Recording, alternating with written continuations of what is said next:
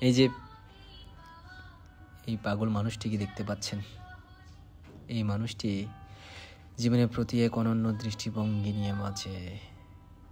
এই মানুষটি ভাবে এবং নিজেকে নিজে জিজ্ঞেস করে সব সময়। সে খুঁজে পেরে সেসব উত্তর, যেসব উত্তর আমরা, আপনি, আমি একে অপরকে কখনো করি না। তার চোখে কেবল আকাশ নীল নয়, তার চোখে প্রতিটি তারা গল্প বলে, প্রতিটি মেঘ চিন্তার রূপ ধরে। সে একাকী বনে হাঁটে, নদীর ধারে বসে থাকে, জ্যোৎস্নায় আলোতে হারিয়ে যায়, ভুলে যায় সব কিছু। আর তখনই তার মনের ভেতরে জেগে ওঠে কমর দর্শন। পাগল ভাবুক লোকে, উম্মাদ ভাবুক, ভাবুক না, তাতে তার কিছু যায় আসে না। কারণ সে জানে সে সেই মানুষ যাকে কেউ বুঝতে পারে না, কাকে কেউ দাম দেয় না, পাত্তা দেয় না।